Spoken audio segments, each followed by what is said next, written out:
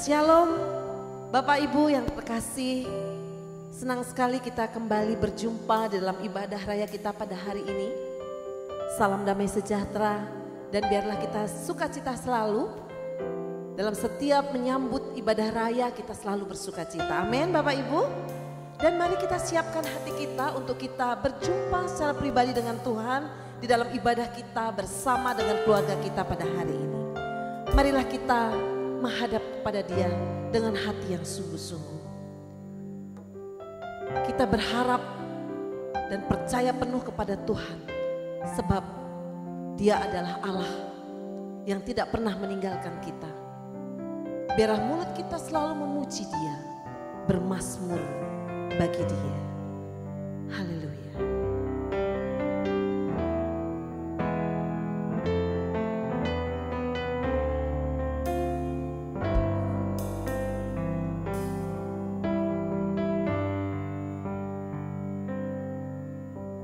Tuhan, Kaulah pengharapanku.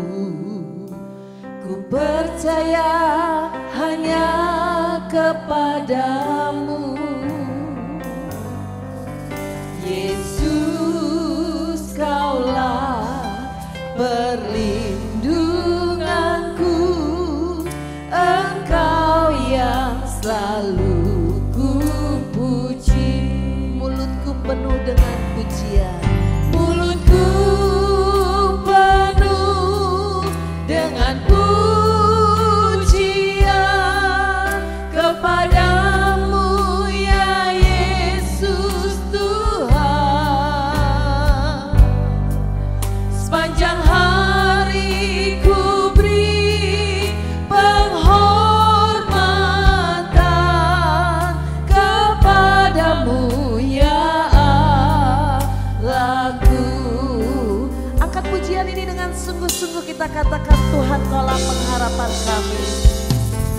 Tuhan Kaulah pengharapanku. Ku percaya hanya kepadamu.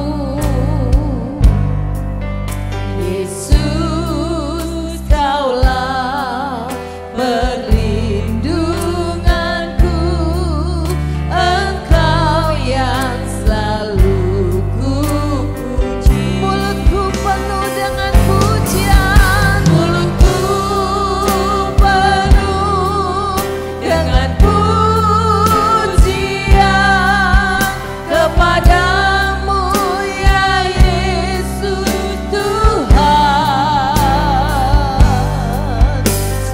hari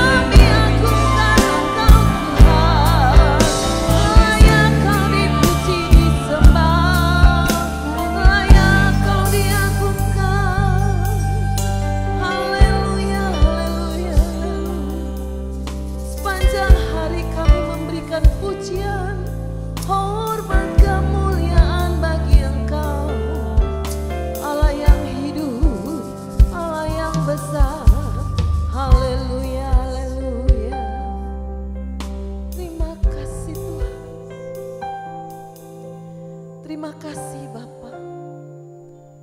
Hari ini kami bersyukur Tuhan. Tuhan masih izinkan kami hidup. Dan kami bisa beribadah bersama dengan keluarga kami. Kami sujud syukur di hadapan Tuhan. Betapa baik Tuhan yang sudah memelihara dan mengasihi kami semua. Dan pagi hari ini sebagai sikap hormat kepada Tuhan, kami merendahkan hati kami di hadapan Tuhan. Biarlah Tuhan saja yang dipuji, Tuhan saja yang dimuliakan. Dan biarlah perkenanan Tuhan ada di tengah-tengah ibadah kami. Terima kasih Tuhan, Tuhan mengurapi dan memberkati ibadah kami dari awal, pertengahan hingga akhirnya. Dan biarlah sukacita dari Tuhan memenuhi hati kami semua. Dalam nama Yesus Kristus kami berdoa dan bersyukur. Yang percaya dan diberkati katakan amin. Baik Bapak Ibu, kita mau selalu memandang kepada Tuhan dan mau selalu memuji Dia. Dan kita harus percaya dan yakin bahwa Tuhan itu selalu ada bersama dengan kita. Kita akan pujian ini, aku selalu memandang kepada Tuhan. Haleluya.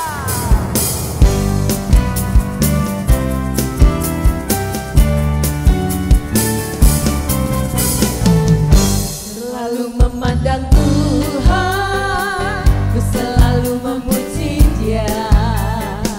Ku percaya kepada Tuhan, ku berpasrah kepadanya. Tiap malam ku ingat Tuhan, karena Tuhan pelindungku. Sebab Dia ku takkan gentar menghadapi semua musuh kiri kanan. Kiri kananku ada Tuhan, sekelilingku ada Tuhan, dalam hidupku ada Tuhan. Yesus selalu bersamaku. Ku selalu memandang Tuhan, ku selalu memuji Dia. Ku percaya kepada Tuhan, ku berpasrah kepadanya. Siang malam ku ingat Tuhan, karena Tuhan pelindungku. Sebab Dia ku takkan gentar menghadapi semua musuh kiri kanan.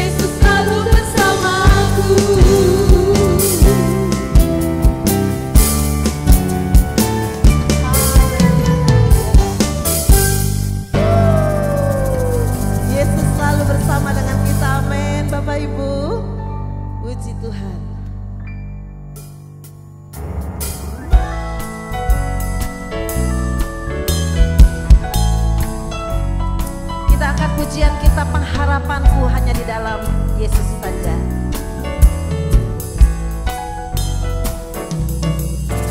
Pengharapanku hanya Yesus saja, yang mati atas Golgota.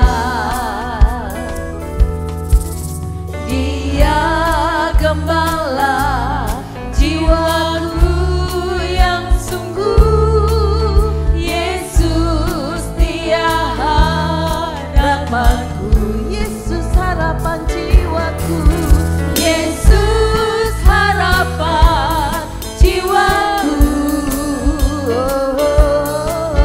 Yesus pelepas dosaku. Tiap pohon selamat dan kesenanganku, Yesus dia harapanku. Dia membelaku dalam pencobaan. Dia membelaku dalam pencobaan, bebaskan dengan kuasa-Nya.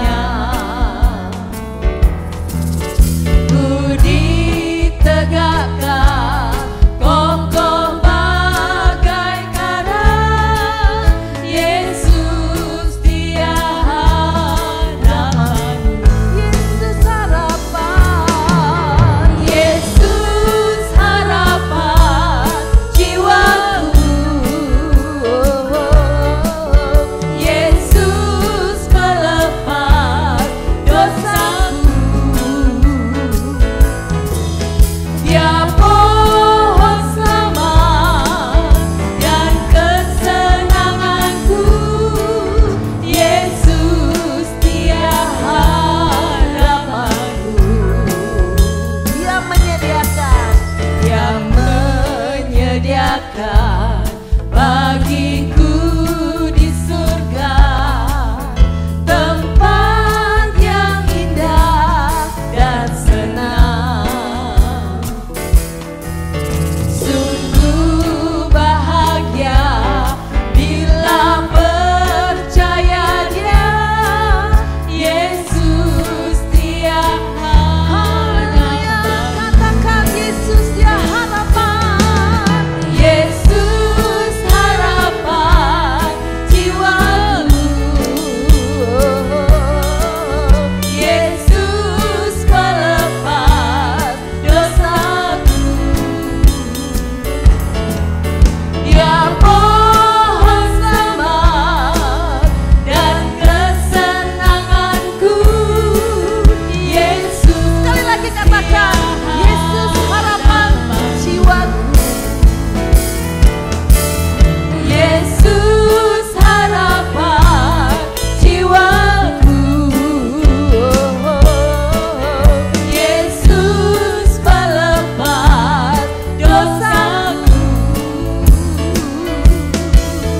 Dia pohon selamat dan kesenanganku, Yesus dia harapanku. Yesus dia harapanku. Yesus dia harapanku. Yesus dia harapanku.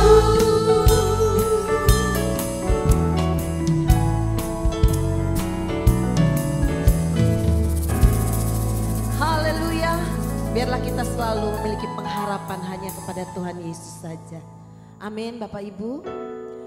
Baik, sekarang kita siapkan hati kita untuk kita diberkati oleh firman Tuhan.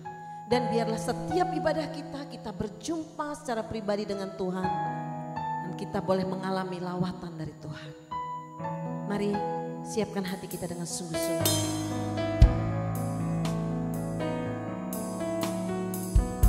Dia Allah yang hidup. Dia Allah yang tidak pernah meninggalkan kita.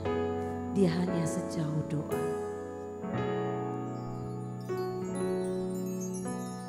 Bila kau rasa gelisah di hatimu, bila kelam kabut tak menentu hidupmu. Ingat masih ada seorang penolong bagimu. Yesus tak pernah jauh darimu.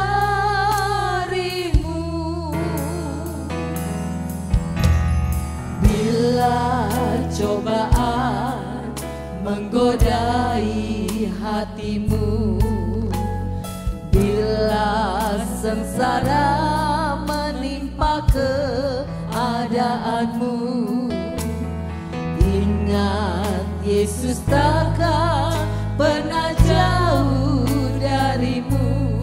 Dia selalu pedulikan kamu. Berseru memanggil namanya, berdoa Dia akan segera menghampiri dirimu. Percaya Dia tak jauh darimu. Dia hanya sejauh doa.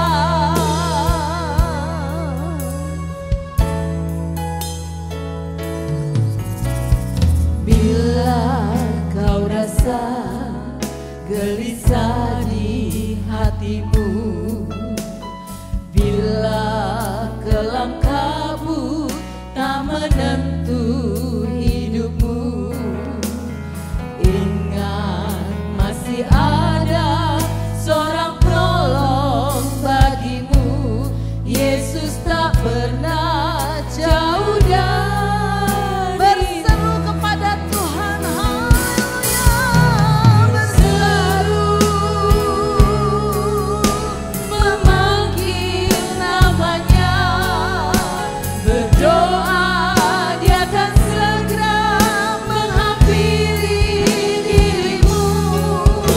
Percaya Dia tak jauh darimu. Dia hanya sejauh doa. Kepada Tuhan, berseru memanggil namanya, berdoa Dia akan segera menghampiri dirimu. Percaya Dia tak jauh darimu. Sekali lagi katakan, berseru pada Tuhan, haleluya. Berseru memanggil namanya, berdoa Dia akan segera menghampiri dirimu. Percaya Dia tak jauh darimu. Dia hanya sejauh. Katakan, Yesus hanya sejauh doa. Yesus hanya sejauh doa. Katakan, Dia hanya sejauh doa. Dia hanya sejauh doa.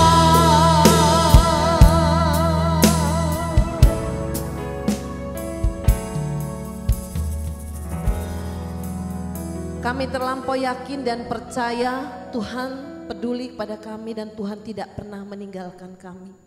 Tuhan ada bersama dengan kami, yang Allah yang adalah setia, Allah yang adalah adil, senantiasa ada bersama dengan kami.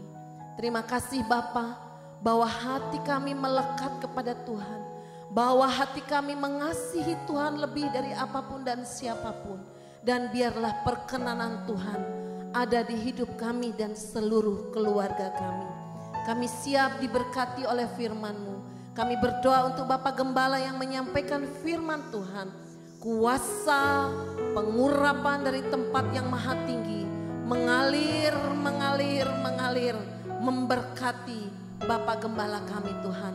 Terima kasih Tuhan, kami sebagai umat Tuhan, kami siap diberkati oleh firman-Mu.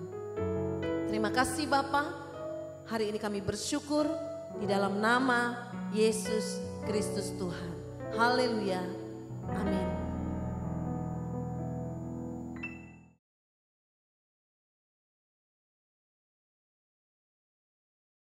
Shalom untuk kita semua. Ya, puji nama Tuhan. Ya. Mari sekarang kita membaca firman Tuhan di dalam Yesaya 54 ayat 2 dan ayat yang ketiga. 2-3. Lapangkanlah tempat kemahmu dan bentangkanlah tenda tempat kediamanmu.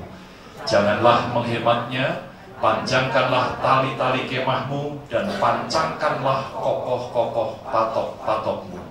Sebab engkau akan mengembang ke kanan dan ke kiri. Keturunanmu akan memperoleh tempat bangsa-bangsa dan akan mendiami kota-kota yang sunyi. Dalam terjemahan The Message, Alkitab The Message katakan, clear lots of ground for your tents. Make your tents large. Spread out, think big, use plenty of rope, drive the tent packs deep. You are going to need of elbow room for your growing family. You are going to take over whole nation. You are going to resettle abandoned cities. Saudara, saya akan mengulang sedikit apa yang saya sampaikan untuk melanjutkan bagian yang kedua dari khotbah tentang terobosan ini. Di dalam ayat yang ketiga dari Yesaya 54, sebab engkau akan mengembang ke kanan dan ke kiri. Kata mengembang dalam bahasa Ibrani adalah parats, yang artinya engkau akan menerobos. Engkau akan mengalami terobosan yang hebat. Kemudian kata mengembang juga dalam terjemahan The Message katakan growing, pertumbuhan.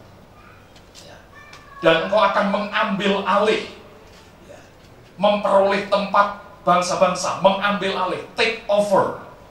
Jadi ini adalah 3 kata kunci yang akan terjadi di dalam hidup orang percaya, sama seperti ini terjadi dan dijanjikan Allah terjadi atas orang Israel. Orang Israel akan mengalami terobosan, artinya menghancurkan penghalang. Orang Israel akan mengalami pertumbuhan, perluasan, pelipat gandaan, pertambahan semakin banyak. Dan orang Israel akan mengalami pengambil alihan, yaitu mereka dikembalikan otoritas mereka yang sudah hilang. Ketika mereka dikuasai oleh bangsa lain, maka otoritas mereka hilang. Tetapi ketika Tuhan memulihkan keadaan mereka, maka otoritas itu dikembalikan kepada mereka. Inilah yang akan terjadi ketika Tuhan memulihkan kehidupan saya dan saudara, yaitu kita akan mengalami terobosan, menghancurkan benteng-benteng, kita akan mengalami pertumbuhan, pertambahan, perluasan, dan otoritas kita dikembalikan oleh Tuhan. Lalu bagaimana caranya kita mengalami terobosan?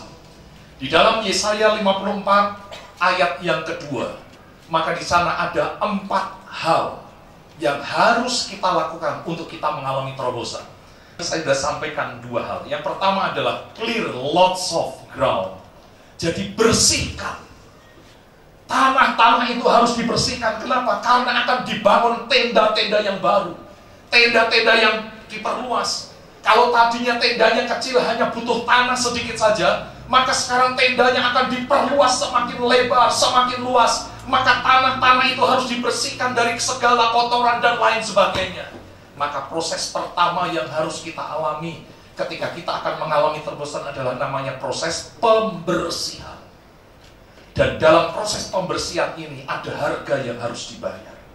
Nah, banyak orang Kristen mereka tidak mau mengalami ini.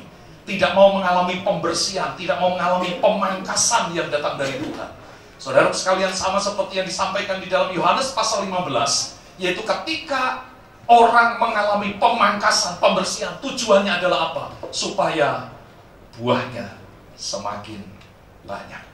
Lalu kemudian yang kedua, saudara sekalian, yang kedua yang harus kita alami Di dalam hidup kita sebelum kita mengalami terobosan adalah masih di dalam ayat yang kedua, yaitu think big, berpikir besar. Jadi setelah kita diproses oleh Tuhan, mengalami pembersihan, mengalami pemangkasan, maka Tuhan menginginkan supaya kita berpikir besar. Kenapa kita mesti berpikir besar? Saudara, cara kita berpikir ini sangat berpengaruh bagi hidup kita. Amsal 23 ayat yang ke-7, what you think it's you. Sebagaimana engkau membuat perhitungan dengan dirimu sendiri, sebagaimana kamu berpikir, maka demikianlah jadinya engkau. Kadang-kadang yang menghalangi untuk Allah berperkara besar dalam hidup kita adalah karena pikiran kita yang membatasi cara kerja Allah. Berpikir besar. Kenapa kita mesti berpikir besar? Karena Allah kita adalah Allah yang besar. Kenapa kita berpikir besar? Karena Tuhan taruh potensi yang besar di dalam hidup kita. Ini tidak main-main, saudara. Ya, potensi yang besar. Kenapa kita mesti berpikir besar? Karena pekerjaan Tuhan itu adalah pekerjaan Tuhan yang besar. Pekerjaan Tuhan itu luas, besar, saudaraku sekalian. Maka dibutuhkan orang untuk berpikir besar. Yang keempat, kenapa kita mesti berpikir besar? Karena sesuatu yang besar dimulai dari mimpi yang besar. Ya, mimpi yang besar, visi yang besar. Kita punya mimpi yang besar, tetapi jangan takut bertindak dimulai dari hal-hal yang kecil dan sederhana. Tapi kita pun mesti punya mimpi yang besar. Kenapa kita mesti berpikir yang besar? Karena Allah ingin supaya hidup kita maksimal. Kemudian yang ketiga, saudaraku sekalian, apa yang harus kita lakukan supaya kita mengalami terobosan?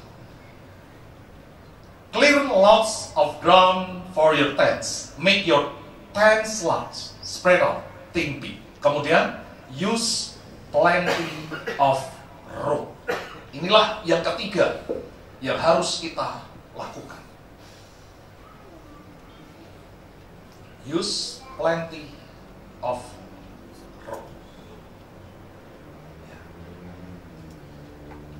Gunakan sebanyak mungkin tali-tali untuk perkemahan itu. Kata plenty di sini itu artinya banyak, maksimal. Kalau dalam bahasa yang sederhana adalah tidak hitung-hitungan dengan Tuhan. Saudaraku sekalian, untuk kita mengalami terobosan, maka kita harus punya pola pikir ini. Kalau untuk Tuhan, saudara, kita tidak boleh hitung-hitungan dengan Tuhan. Amin. Karena kalau kita hitung-hitungan dengan Tuhan, bayangkan saudara, Tuhan dengan kita saja tidak hitung-hitungan. Untuk pekerjaan Tuhan, saudara, tidak boleh hitung-hitungan. Gunakan sebanyak mungkin tali-tali itu. Karena untuk tenda yang besar, kemah yang besar, dibutuhkan tali-tali yang banyak, tali-tali yang panjang. Saudara, ini berbicara tentang apa? Kalau kita ingin mengalami terobosan di dalam hidup kita, gunakan seluruh potensi kita. Gunakan seluruh potensi kita. Menaburlah. Ada orang berkata demikian, Pak, bagaimana saya bisa menabur? Untuk kebutuhan saya saja masih kurang, bagaimana kita akan menabur? Mari kita baca bersama-sama di dalam Mazmur 126. Mazmur 126. Ada hal yang sangat luar biasa yang Tuhan tunjukkan di dalam Mazmur 126. Mari bagian yang pertama, ayat 1 sampai ayat yang ketiga. Bunda, silakan baca. Mazmur 126. Ya. Nyanyian ziarah. Ketika Tuhan memulihkan keadaan Sion, keadaan kita seperti orang-orang yang bermimpi. Pada waktu itu mulut kita penuh dengan tertawa dan lidah kita dengan sorak-sorai. Pada waktu itu berkatalah orang-orang di antara bangsa-bangsa, Tuhan telah melakukan perkara besar kepada orang-orang ini. Tuhan telah melakukan perkara besar kepada kita, maka kita bersukacita. Ya, itu ayat 1 sampai ayat yang ketiga. Saudara, Mazmur 126 ini adalah disebut nyanyian ziarah. Artinya, Mazmur 126 ini selalu dinyanyikan oleh orang Israel ketika mereka berangkat atau berjalan menuju Bait Allah yang ada di komplek Bukit Zaitun, di perbukitan. Jadi sementara mereka berjalan naik menuju ke Bait Allah, mereka selalu menyanyikan pujian ini. Salah satunya adalah Mazmur 126. Itu sebabnya Mazmur ini disebut nyanyian ziarah. Lagu yang terus dinyanyikan setiap kali mereka mau berangkat ke Bait Allah. Mereka mengingat Mazmur 126. Nah, ayat 1 sampai ayat yang ketiga, ayat 1 sampai ayat yang ketiga, itu backgroundnya adalah ketika Tuhan memulihkan keadaan Sion. Apa itu Sion? Sion itu adalah nama Bani, ya, Bani Sion. Siapakah yang disebut dengan Bani Sion itu? Adalah bangsa Israel. Jadi ketika Tuhan memulihkan bangsa Israel, memulihkan dari apa? Ingat baik-baik, bangsa Israel pernah dibuang selama 70 tahun. Kenapa dibuang selama 70 tahun? Karena mereka menyepelekan yang namanya sabat bagi tanah. Jadi Tuhan berkata, tanah orang Israel itu boleh ditanami selama 6 tahun. Tahun ke-7 itu tahun sabat, tidak boleh ditanami. Nah, kalau orang Israel melanggar 1 tahun, maka Tuhan berkata, kalau tahun ke-7 mereka tetap tanami, maka mereka akan dibuang ke bangsa lain selama 1 tahun. Nah, orang Israel itu maruk selama 70 kali tahun sabat dilanggar, sehingga akhirnya mereka dibuang ke Babilonia selama 70 tahun. Dan setelah mereka selama 70 tahun berada di Babilonia, maka Tuhan mengembalikan mereka kembali ke Yerusalem, kembali ke tanah Israel. Dan ketika mereka dari Babilonia menuju ke Israel, itulah yang disebut dengan ketika Tuhan memulihkan keadaan Sion. Jadi ketika mereka dibebaskan dari perbudakan, mereka bersorak-sorai, mereka bersuka cita luar biasa. Itu digambarkan di dalam ayat 1 sampai ayat yang ketiga. Lalu kemudian ayat yang keempat. Silakan Bunda. Pulihkanlah keadaan kami ya Tuhan, seperti memulihkan batang air kering di tanah Negeb. Pulihkanlah. Saudaraku sekalian, nuansanya berbeda. Ayat 1 sampai ayat yang ketiga, itu nuansanya sukacita, sorak-sorai. Tetapi ayat yang keempat berbeda. Karena ayat yang keempat ini adalah sebuah seruan atau doa. Pulihkanlah keadaan kami ya Tuhan. Kenapa mereka berdoa? Kenapa mereka berseru? Saudaraku, alasannya adalah karena mereka disuruh pulang ke Yerusalem. Tujuannya adalah untuk membangun kembali Yerusalem, membangun Bait Allah, membangun tembok-tembok Yerusalem. Sedangkan mereka adalah bangsa yang diperbudak selama 70 tahun. Mereka tidak punya apa-apa, mereka tidak punya kekuatan. Nah, ketika mereka tidak punya kekuatan tetapi disuruh untuk melakukan hal yang besar, Tuhan menaruh kepada mereka visi yang besar, membangun Bait Allah, membangun tembok Yerusalem, sesuatu yang tidak mungkin karena kekuatan mereka tidak sampai untuk melakukan itu. Maka ketika mereka sadar kekuatan mereka terbatas, maka mereka kemudian berseru kepada Tuhan. Saudara, kadang-kadang Tuhan akan menaruh kepada kita visi-visi yang besar, yang mungkin kita berkata, Tuhan, saya tidak mampu, saya tidak bisa. Tetapi jangan pernah takut, karena ketika kita ditaruh Tuhan visi yang besar dan kekuatan kita kecil, maka itu waktunya kita berdoa kepada Tuhan. Pulihkanlah keadaan kami ya Tuhan. Dan apa yang terjadi ketika orang Israel berseru kepada Tuhan? Sejarah membuktikan bahwa akhirnya Bait Allah bisa berdiri, bisa berdiri. Ini ada pada zaman Esra, Nehemia dan seterusnya. Bait Allah bisa berdiri. Bayangkan, tadinya mereka tidak punya kekuatan dan mereka menerima visi yang besar dari Tuhan. Tetapi ketika mereka berseru kepada Tuhan, maka visi itu menjadi kenyataan. Dream come true. Impian itu menjadi kenyataan. Karena apa? Mereka berdoa. Lalu perhatikan ayat 5 dan ayat yang ke-6. Ayat 5 dan ayat 6 ini adalah kesaksian mereka. Bagaimana ketika mereka berdoa dan apa yang dilakukan sementara mereka berdoa. Ayat 5 dan 6. Katakan. Orang-orang yang menabur dengan mencucurkan air mata. Perhatikan baik-baik itu. Orang-orang yang menabur. Sambil apa? Mencucurkan air mata. Kenapa mereka mencucurkan air mata? Saudara sekalian, mungkin mereka menabur dan mereka harus menyangkali diri mereka sendiri. Mereka menabur padahal kekuatan mereka kecil. Saudara sekalian, kalau Anda menabur dan kekuatan Anda besar, mungkin Anda tidak perlu mencucurkan air mata. Tetapi ketika kekuatan kita terbatas dan kita harus menabur karena visi Allah yang besar ini, kita menabur dengan mencucurkan air mata. Tetapi sementara mereka menabur dengan mencucurkan air mata. Lanjutkan. Orang-orang yang menabur dengan mencucurkan air mata akan menuai dengan bersorak-sorai. Ya, terus. Orang yang berjalan maju dengan menangis sambil menabur benih pasti pulang dengan sorak-sorai sambil membawa berkas-berkasnya. Saudara lihat, menabur, berjalan maju,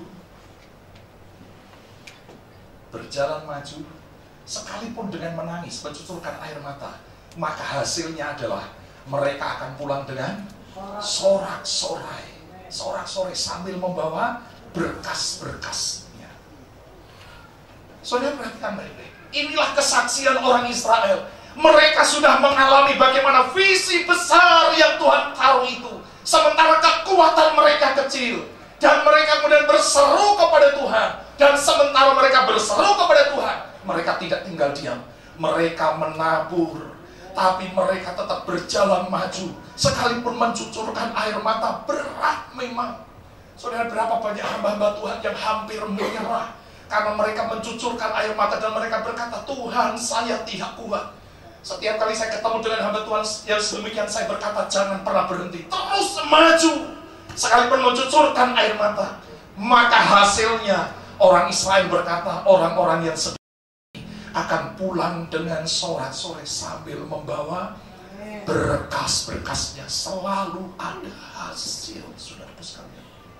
Kalau Anda dan saya ditarik oleh visi yang besar oleh Tuhan, where there is a vision, there will be a provision. Di mana ada visi Tuhan, di situ ada penyediaan Tuhan. Percayai ini, saudara sekalian. Percayai. Jangan menghemat, jangan hitung-hitungan dengan Tuhan. Saudara, kata roh itu, ternyata kata roh itu artinya juga adalah strong line. Jadi strong line itu apa? Strong line itu jangan terjemahkan garis keras, saudara. Itu radikal kalau itu. Strong line itu artinya tali yang kuat. Tali yang kuat. Tidak boleh kendor. Tidak boleh kendor. Jadi saudaraku sekalian, untuk menuju kepada visi yang besar ini, Tuhan berkata, panjangkan tali-talinya. Talinya mesti kuat dan tidak boleh kendor. Bayangkan kalau tendanya besar, lalu talinya pada kendor, maka tendanya itu akan hancur, saudara, akan ambruk. Tenda yang besar harus ditopang dengan tali yang kuat. Rasul Paulus berkata, janganlah hendaknya kerajinanmu kendor, biarlah rohmu menyala-nyala dan layanilah Tuhan. Saudara, dengan baik-baik, keputusasaan tidak akan pernah membawa kita menyelesaikan visi yang besar dari Tuhan. Kalau Anda melangkah, kalau gereja kita melangkah pada visi yang besar, lalu kemudian di tengah-tengah jalan kita menjadi putus asa, kita menjadi kendor, maka akhirnya apa? Akhirnya pasti visi itu tidak bakal tercapai. Visi besar harus disertai dengan strong line, tali yang kuat. Saya ingat waktu saya masih SMP, guru saya sewa sebuah rumah lalu kemudian mau pasang antena. Ya, dulu kan masih pakai antena yang begini itu, saudara ya, antena televisi. Dan karena tempat saya di desa, antenanya itu bisa tinggi banget begitu, saudara, tinggi banget. Karena kalau antena rendah tidak bakal nangkep. Siarannya kalau rendah adalah siaran semut yang berkumpul gitu ya, alias gambar cuma gambar semut doang. Maka antenanya mesti tinggi. Nah, saya ingat baik-baik, waktu itu 3 orang yang pasang antena ini. Saya, guru saya, dan satu teman saya. Maka antena ini diikat dengan 3 tali. Tali satu dikenakan di pohon, ya. Tali satu di pagar, ya. Dan tali satu lagi ada di pohon juga.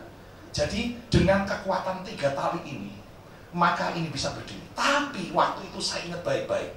Ketika saya sudah pegang ini tali kuat, guru saya berkata, tarik. Saya tarik. Guru saya tarik. Ternyata teman saya lari, saudara. Jadi tarik, malah lari dia. Dia lepaskan, dan hasilnya adalah kemudian patah, saudara. Patah. Ini gambaran sederhana. Visi yang besar itu harusnya menarik kita semua. Tuhan berkata, aku kasih visi yang besar kepada engkau. Sekarang kuatkan, panjangkan tali-talinya. Maka di sini saya berdiri. Di sini tim penggembalaan berdiri. Di sini seluruh jemaat dan pelayan Tuhan berdiri. Kita sama-sama menarik tali yang kuat itu. Maka akhirnya visi yang besar itu akan tercapai. Bayangkan, kalau seandainya hanya gembalanya yang menggebu-gebu, kemudian tim penggembalaan dan jemaat loyo, letoy, lemah, lunglai, lesu, lebay. Bisa berdiri? Tidak bakal bisa. Sekuat apapun saya, kalau tanpa dukungan saudara, tidak bakal bisa visi yang besar itu terjadi. Visi SLCC di kota-kota, di desa-desa tidak bakal jalan kalau hanya saya sendiri yang berjalan. Atau mungkin tim penggembalaannya habis-habisan, jemaatnya semangat, tetapi gembalanya wis tau ngene wae, alon-alon waton kelakon, wis gereja siji wae wis cukup. Ora usah mikir sing neko-neko. Kita rawat saja yang satu ini sampai Tuhan Yesus datang. Visi besar tidak bakal tercapai. Saudaraku sekalian, tali yang kuat ini mesti ditarik bersama-sama, bersehati. Maka visi yang besar itu akan terwujud. Itulah yang disebut dengan strong line itu, rope itu. Saya mengajak kita semua, mari bersama-sama melihat pada visi yang besar. Dan untuk meraih visi yang besar, panjangkan tali-talinya, jangan menghemat. Ada 2 kejadian yang saya ingat. Kejadian yang pertama adalah kejadian di dalam Kejadian 28, yaitu ketika Yakub berjumpa dengan malaikat Allah di Luz, saudaraku sekalian. Ketika dia tidur, ya, dia sedang tidur, kemudian beralaskan batu, lalu kemudian dia mendapatkan penglihatan. Ada sebuah tangga yang besar menghubungkan bumi dan langit dan surga. Dan dia melihat malaikat Tuhan turun naik tangga itu. Lalu kemudian ketika dia bangun, dia berkata, sungguh ini adalah gerbang surga, pintu gerbang surga. Maka kemudian dia dirikan batu tempat dia tidur itu, dibuat misbah.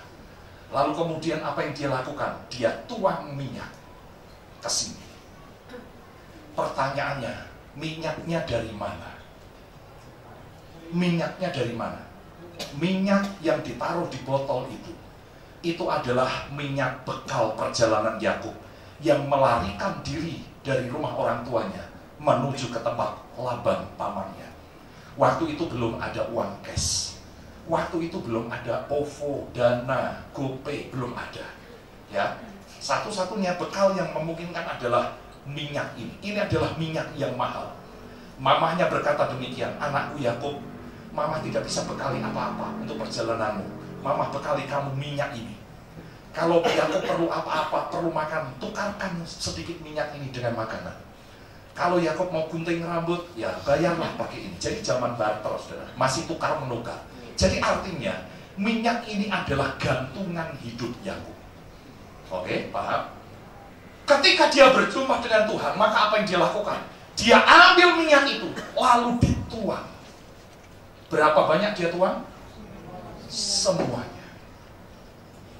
Alkitab tidak mengatakan, lalu kemudian Yakub ngefrek misbah itu dengan minyak. Kalau ngefrek cuma sedikit. Tetapi dia tuang semuanya. Kalau begitu, lalu Yakub bekalnya apa? Saudara, ketika dia berjumpa dengan Tuhan, maka seluruh bekalnya dituang di sini. Seolah-olah dia mengatakan, mulai hari ini, aku tidak lagi bergantung pada minyak ini. Tapi mulai hari ini, aku bergantung kepada Tuhan yang aku lihat dalam mimpi yang diberikan padaku. Ketika dia berjumpa dengan Tuhan, maka semua yang ada pada dia tuang di mezbah dan hidupnya bergantung pada Tuhan. Dan saya tidak pernah menjumpai Alkitab berkata, mulai saat itu, ketika Yakub tuang seluruh minyaknya, maka Yakub menjadi miskin, menjadi kere, menjadi lontang-lantung, gelandangan, rambutnya gimbal, jarang mandi. Tidak ada catatan demikian. Yang ada adalah Yakub semakin hari semakin diberkati oleh Tuhan. Saudara ingat, ketika Yakub lari ke rumah Laban, dia tidak bawa apa-apa. Tapi ketika dia balik ke rumah orang tuanya, dia membawa harta begitu banyak. Karena apa? Dimulai ketika dia menuang seluruh gantungan hidupnya, minyak ini, di mezbah Tuhan. Jangan hitung-hitungan dengan Tuhan kalau kita tuang seluruh minyak ini di mezbah Tuhan untuk visi yang besar.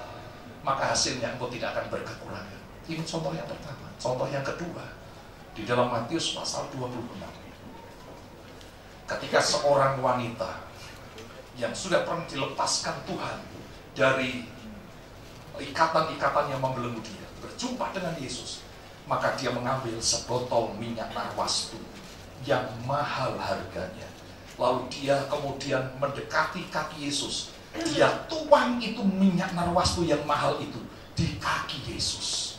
Lalu setelah dia tuang minyak itu di kaki Yesus, dia buka telekungnya, kemudian dia buka rambutnya, dia lap kaki Yesus itu dengan rambutnya. Saudaraku sekalian, orang berkata, ini pemborosan. Tetapi apa yang dikatakan Yesus? Biarkan dia melakukan itu karena dia menunjukkan kasihnya kepadaku. Dan firman Tuhan berkata, apa yang dilakukan perempuan ini, dimanapun Injil diberitakan, maka apa yang dilakukan perempuan ini akan selalu disebut. Saudaraku sekalian, untuk Tuhan tidak ada yang namanya pemborosan. Amin.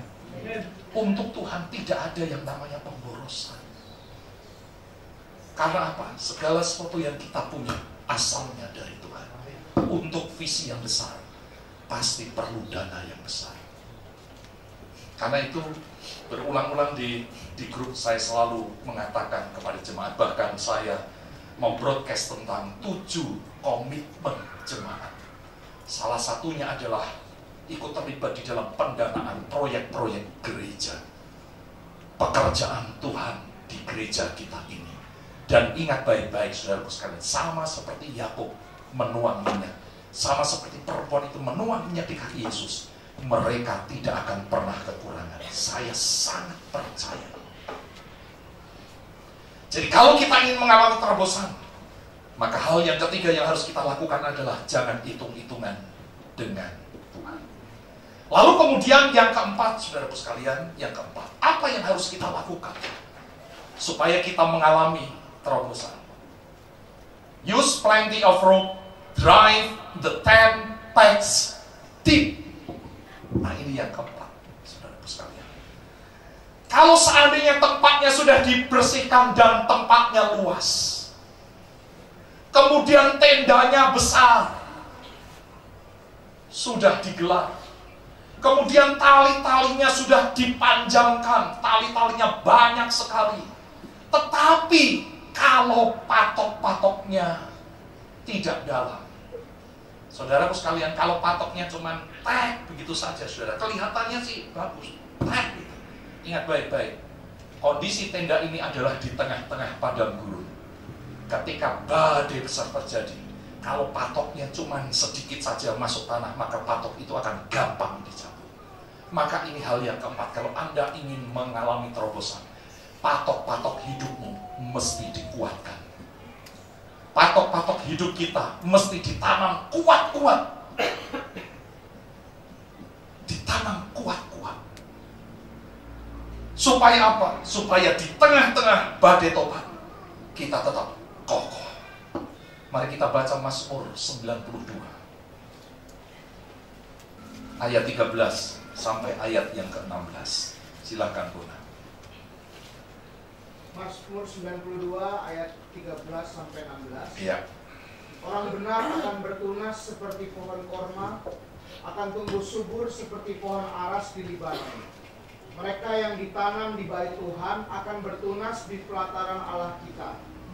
Pada masa tua pun mereka masih berbuah, menjadi gemuk dan segar, untuk memberitakan bahwa Tuhan itu benar, bahwa Ia gunung batuku dan tidak ada kecurangan padanya. Ya, orang benar akan tumbuh seperti pohon korma. Kenapa pohon korma? Kok tidak seperti pohon durian? Kalau pohon durian kan lebih keren. Enggak, saudara. Orang benar akan tumbuh seperti pohon korma. Saudara sekalian, kenapa Tuhan memberikan gambaran ini? Pohon korma itu akan tumbuh dengan baik justru ketika ditanam di padang gurun, di padang pasir. Bagaimana cara menanam biji korma? Pasir digali, lalu kemudian biji korma dimasukkan, lalu setelah itu ditutup lagi pakai pasir, ya, ditutup lagi pakai pasir. Lalu di atas gundukan pasir ini ditaruh batu besar, ya, ditaruh batu besar. Kenapa ditaruh batu besar? Saudara, ketika akhirnya benih ini pecah, lalu kemudian dia keluar tunas muda. Begitu keluar tunas muda akan tumbuh ke atas, kebentur dengan batu ini. Dia akan tumbuh ke atas, kebentur dengan batu ini.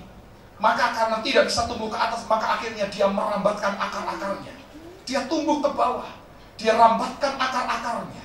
Terus sampai akhirnya akar-akarnya ketemu dengan aliran air bawah tanah. Ketemu dengan aliran air bawah tanah, maka akar-akarnya itu kemudian menyerap sari-sari makanan. Dibawa naik ke atas, dibawa naik ke atas, dibawa naik ke atas, dibawa naik ke atas.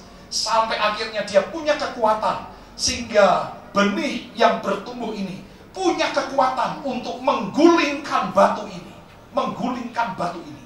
Dan kemudian dia mulai bertumbuh ke atas. Bertumbuh ke atas, semakin besar, semakin besar, semakin besar. Jadilah pohon korma yang besar. Nah, karena dia ada di padang gurun, maka badai topan datang. Saudara sekalian, ketika badai topan datang, pertanyaan saya, goyang atau tidak? Goyang atau tidak? Goyang! Namanya pohon, masa kena badai topan tidak goyang? Nggak usah terlalu lebay deh, nggak usah terlalu lebay. Goyang! Kecuali kalau beton ya tidak goyang. Goyang nggak? Goyang. Tapi pertanyaannya, rubuh atau tidak? Tidak. Kenapa tidak rubuh? Karena akar-akarnya tertanam kuat. Ini pesan Tuhan untuk saudara dan saya. Kalau Anda dan saya ingin mengalami terobosan, tidak bisa tidak. Ini bagian yang keempat. Akar-akar rohani kita mesti kuat. Karena kalau tidak kuat, Anda mengalami pertumbuhan kelihatannya hebat, dilihat orang hebat luar biasa, tetapi ketika badai topan datang, Anda hancur, Anda lumpuh. Tetapi kalau akar-akar kita kuat, badai topan datang, kita tetap kokoh berdiri. Visi Tuhan kita, kekuatan firman-Nya membuat rohani kita semakin kuat. Jadi kita mesti merambatkan akar-akar kerohanian kita. Itu yang kemudian dikatakan Rasul Paulus dalam Efesus pasal 4 ayat 14 sampai 16. Bona tolong dibaca. Efesus 4 ayat 14 sampai 16. Biasanya kalau pendeta suruh baca begini, cepat dapat jodohnya. Biasanya.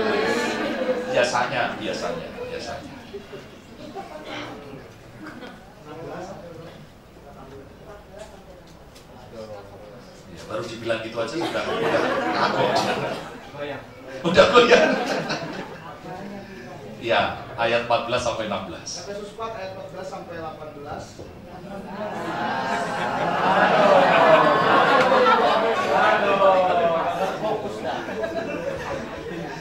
Efesus 4 ayat 14 sampai 16. Tapi ngomong-ngomong hebat loh dia. Hebatnya gini, kan kita ada program Ayo Baca Alkitab dan Ayo Bawa Alkitab. Yang dia bawa Alkitabnya para rabi.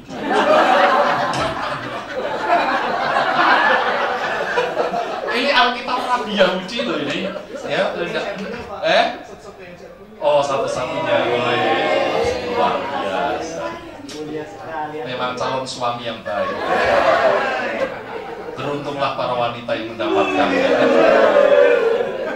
Saya itu gitu, sukanya, memang saya orangnya suka promosi begitu. Ya, soal Anda senang atau tidak kan urusan belakangan. Nanti saya promosi dulu bahwa Bona ini masih bujangan, sudah bekerja, kemudian seorang yang setia, seorang laki-laki yang setia, seorang laki-laki yang punya cinta yang besar. Terus.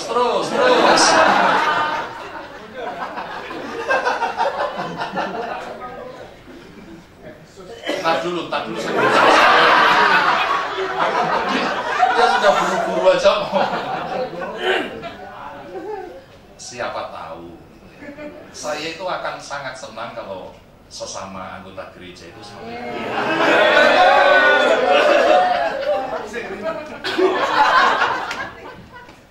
Nah, apalagi kalau kedua orang tua sudah setuju.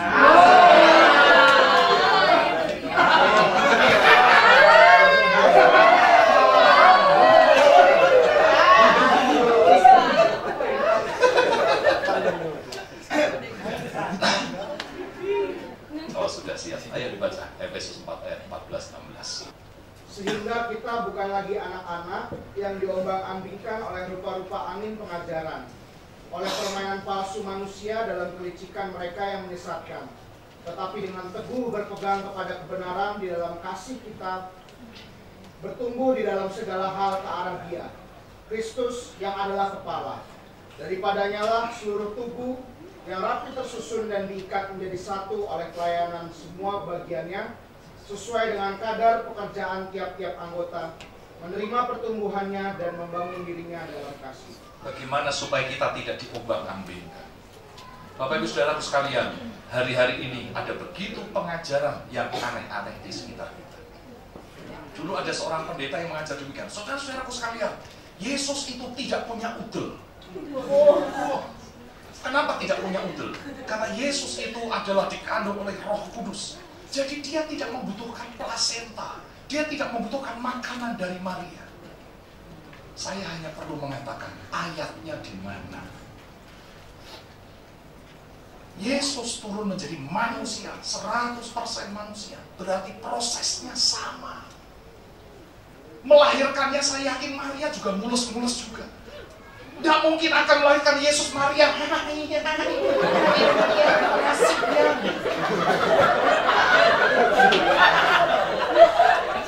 mungkin.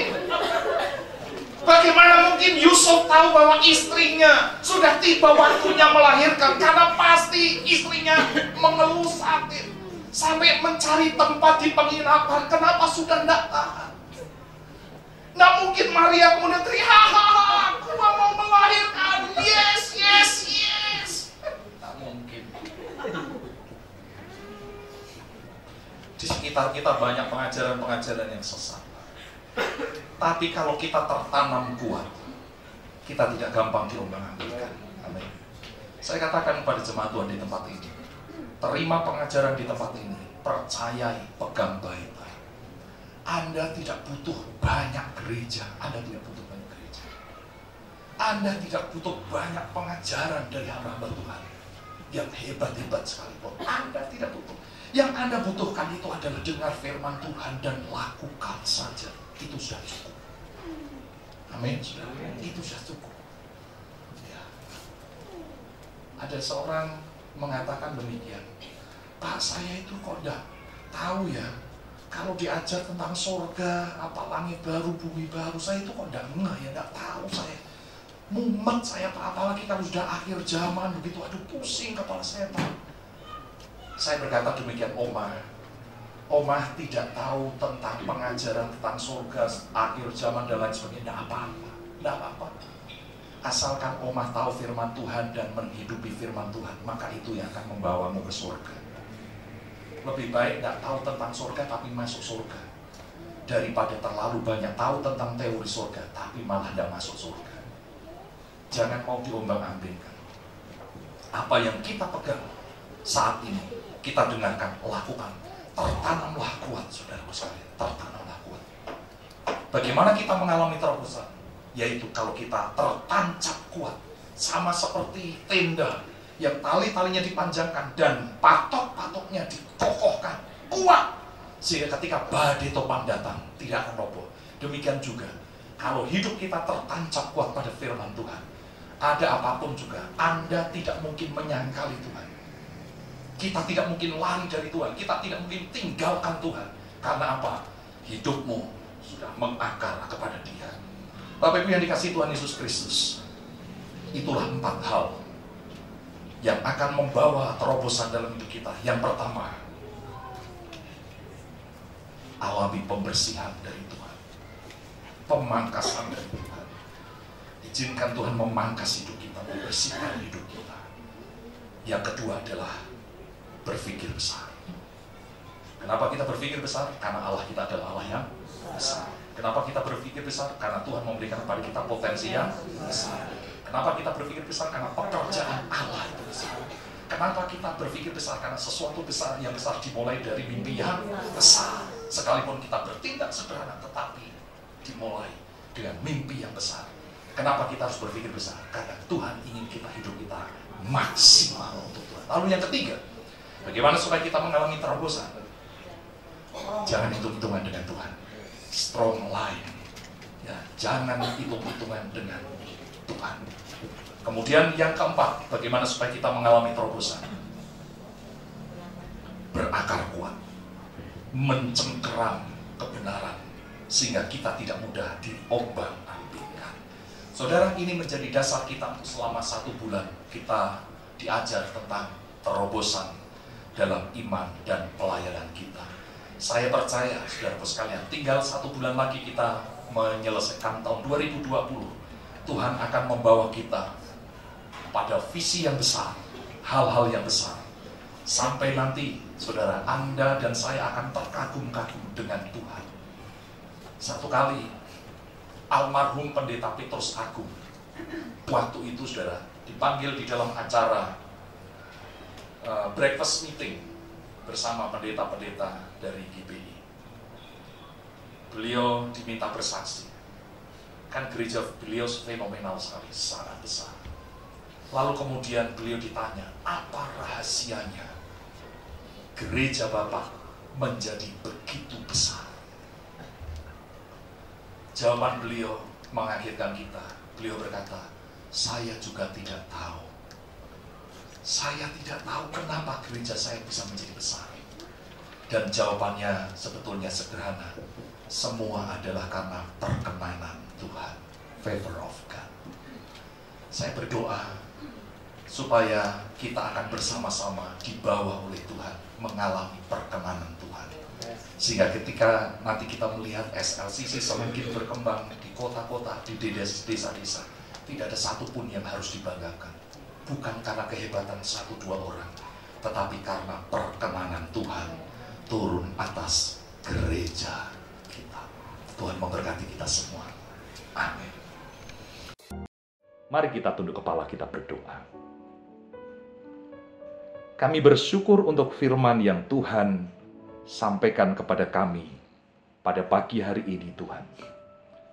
Kadang-kadang kami menjadi lemah karena fokus pikiran kami, penglihatan kami adalah kepada dunia, kepada hal-hal yang jahat, kepada kesalahan orang, dan kepada kelemahan diri kami sendiri. Kami mau rubah cara pandang kami untuk berfokus kepada Tuhan yang besar, Tuhan yang mampu dan mau untuk menolong kami. Kami sadar bahwa hidup kami bukanlah produk gagal dari Tuhan. Hidup kami adalah produk istimewa dari Tuhan. Dan Tuhan yang sudah menciptakan kami, Tuhan memperlengkapi kami dengan segala hal yang baik. Bahkan Tuhan memberikan kekuatan Roh Kudus-Mu di dalam hidup kami. Itulah yang memberikan kekuatan kepada kami untuk melakukan perkara-perkara yang besar. Kami punya Tuhan yang hebat. Kami punya Tuhan yang besar. Itu sebabnya kami mengharapkan perkara-perkara besar dari Tuhan Yesus Kristus. Hamba berdoa, kalau pagi hari ini ada umat-Mu yang sedang beribadah bersama-sama dengan kami, dan mereka menghadapi pergumulan, entahkah sakit penyakit, pergumulan perekonomian, pekerjaan, pergumulan rumah tangga, dan mereka memerlukan mujizat Tuhan. Tuhan, firman yang kami dengar adalah firman yang hidup. Ketika kami mempercayai firman-Mu dan melakukan firman-Mu, maka firman itu akan bekerja dan mengubahkan atmosfer hidup kami, mengubahkan keadaan-keadaan kami, dan memberi pertolongan kepada kami. Mujizat Tuhan kerjakan bagi setiap kami. Kami mengangkat tangan kami di hadapan Tuhan dan percaya Tuhan bertindak bagi kami semuanya. Terpujilah nama Tuhan Yesus Kristus. Di dalam nama-Mu kami berdoa, bersyukur, dan mensyukuri penyertaan Tuhan, kehadiran Tuhan dalam ibadah kami pagi hari ini, dan Tuhan hadir di tengah-tengah keluarga kami masing-masing dan memberikan sukacita bagi kami semuanya. Terpujilah nama Tuhan, di dalam nama-Mu kami berdoa dan mengucap syukur. Haleluya. Amin. Puji Tuhan, puji Tuhan.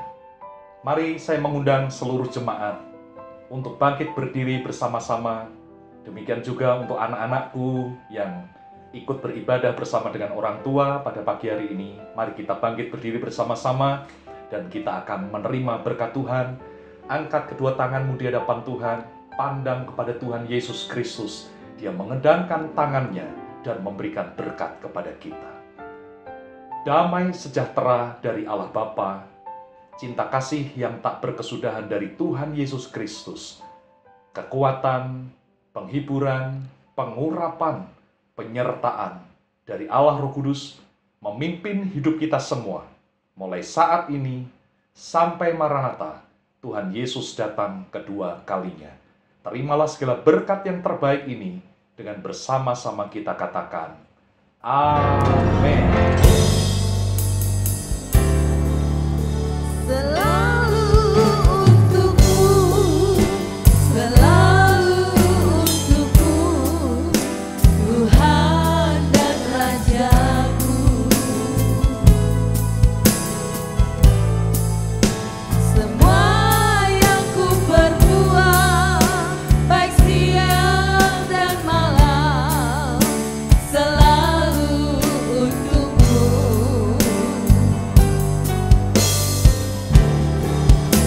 Segenap hidupku adalah milikmu, untuk kemuliaan-Mu.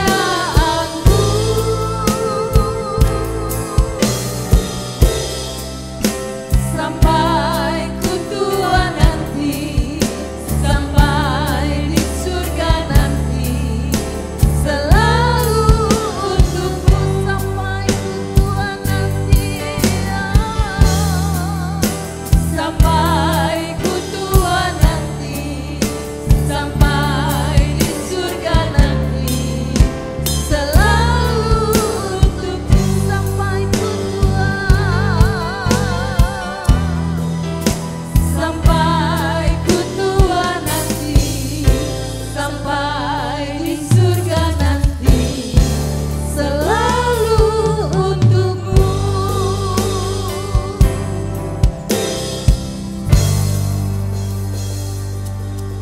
Puji Tuhan, ibadah kita hari ini sudah selesai. Biarlah kita mengalami kemenangan demi kemenangan dalam menjalani hari-hari ke depan. Dan tetap waspada dan selalu kita menjalankan protokol kesehatan di dalam kehidupan kita dan seluruh keluarga kita. Selamat hari Minggu, Tuhan Yesus memberkati kita semua. Shalom.